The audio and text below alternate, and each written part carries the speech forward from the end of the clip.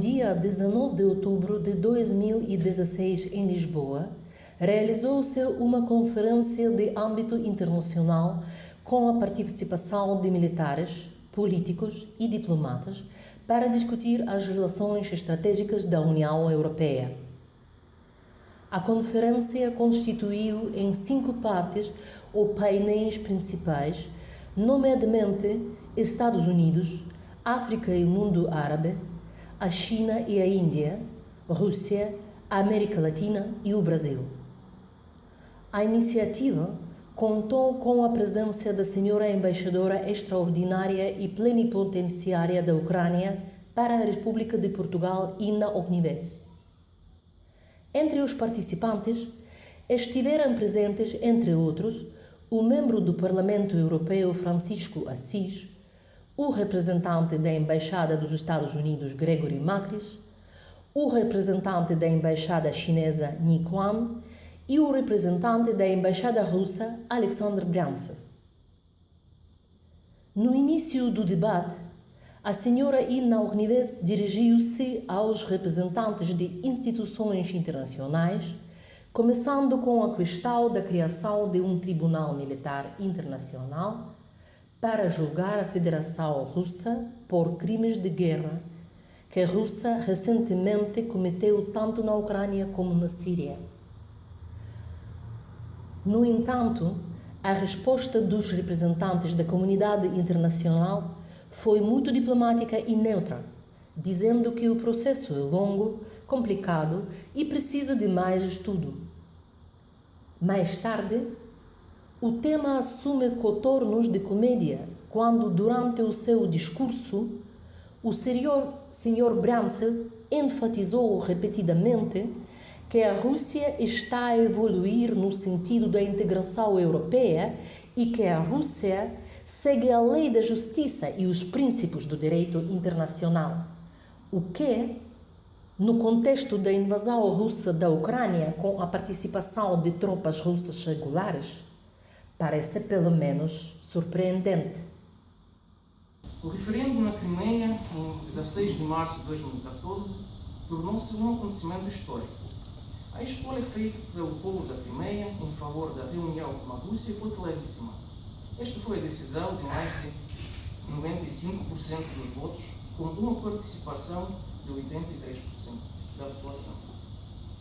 A reunião da Crimeia com a Rússia, que foi decidida no referendo, é uma forma legítima para realizar o direito do povo da Crimeia à autodeterminação nas circunstâncias quando for realizado um golpe de Estado na Ucrânia, acompanhado pelo desencadeamento no país do movimento nacional radicalista.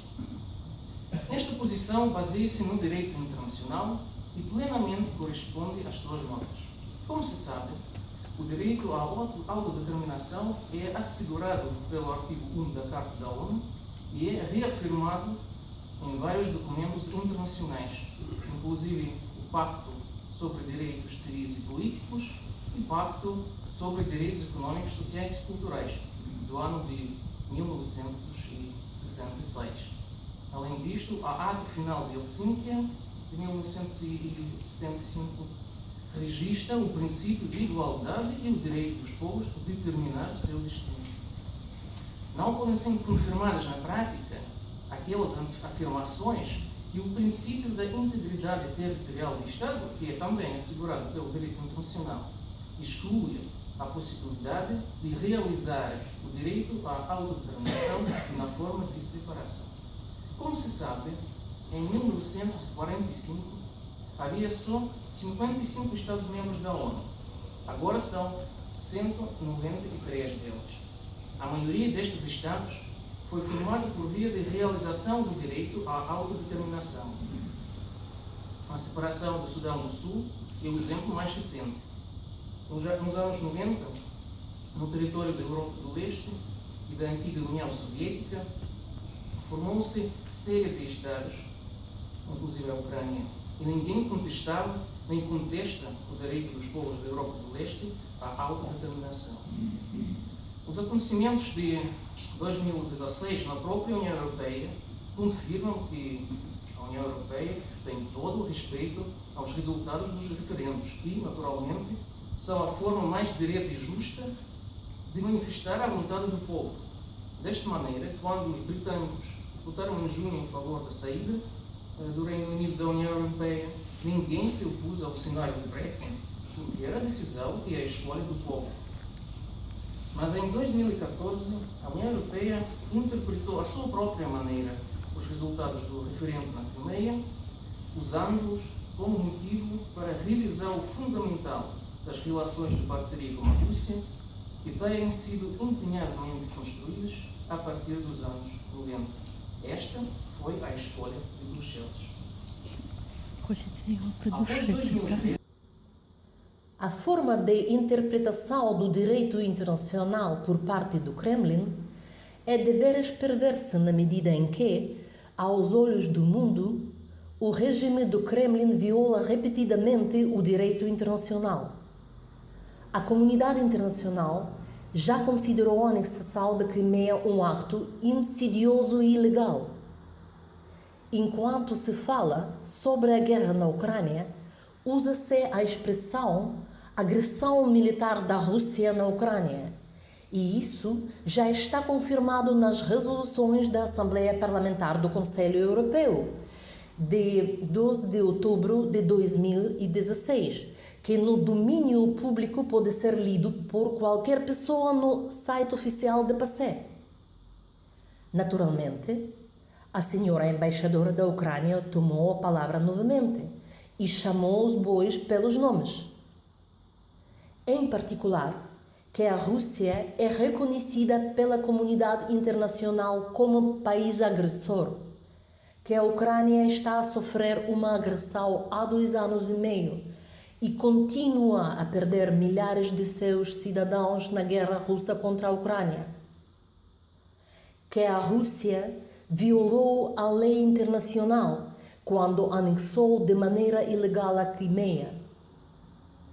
A senhora embaixadora perguntou abertamente e diretamente ao representante da Federação Russa quando e que o governo russo vai retirar suas tropas do território da Ucrânia, como já foi estipulado pelas instituições internacionais.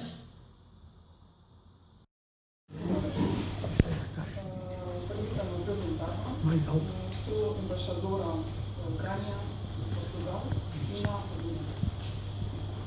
Em primeiro lugar, eu gostaria de prestar atenção de todos os presentes neste evento relativamente ao facto de que desde 2014 e até aos dias de hoje, a Ucrânia vive no clima de agressão militar russa em grande escala contra o nosso país. A Rússia desencadeou uma guerra armada contra a Ucrânia.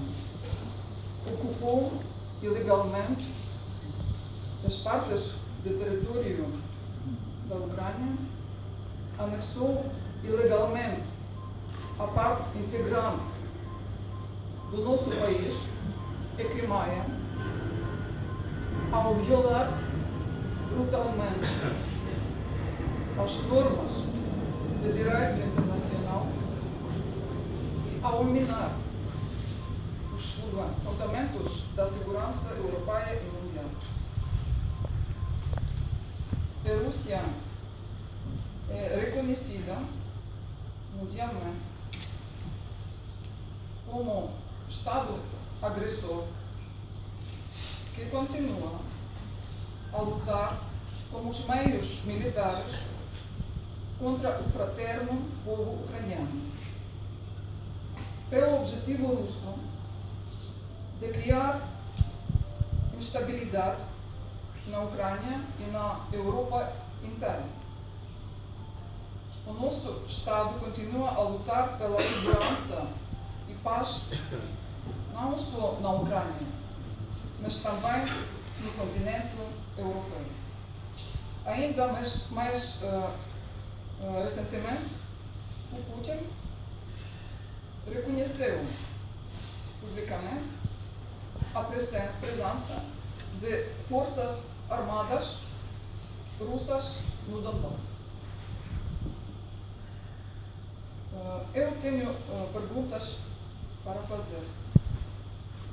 A pergunta ao senhor representante da Embaixada da Rússia. Quando e que será a retirada destas forças armadas russas e do equipamento militar russo do território da Ucrânia, ilegalmente ocupada pela Rússia, nomeadamente da Crimeia e da região do Donbass. E pergunta ao Sr. Fontes Ramos como o senhor considera: será que a Rússia, o Estado agressor, que viola brutalmente as normas do direito internacional,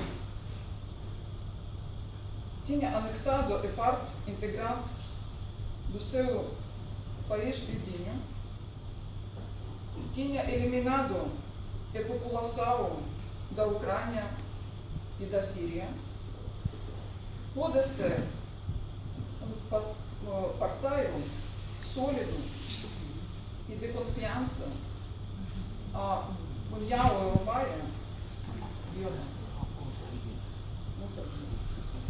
Senhora Embaixadora, a sua intervenção foi realmente num registro um pouco surpreendente com o seu statement inicial, mas evidentemente muito bem pedido e possível num país livre e democrático como o nosso, mas também formulou duas perguntas que eu convidava o Sr. Secretário da Embaixada, Banco de Sete e o Sr. Senador Fontes Reis, desde também foi dirigido a responderem num contexto absolutamente não escalado.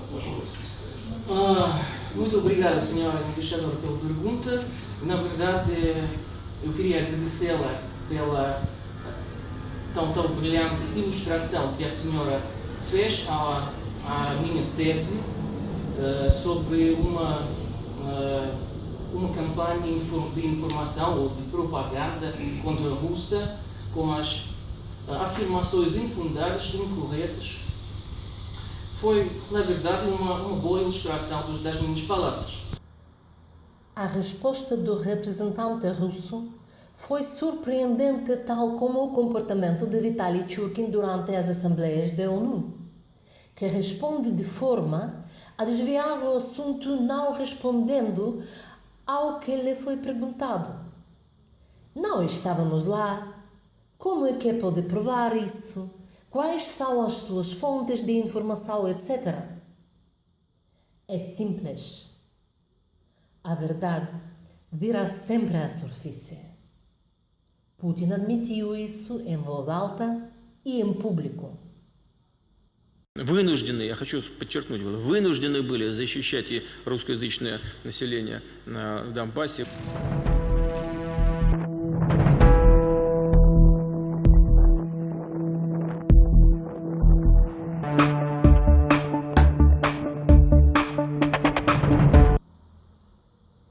Os modos e costumes da Rússia já não surpreendem ninguém.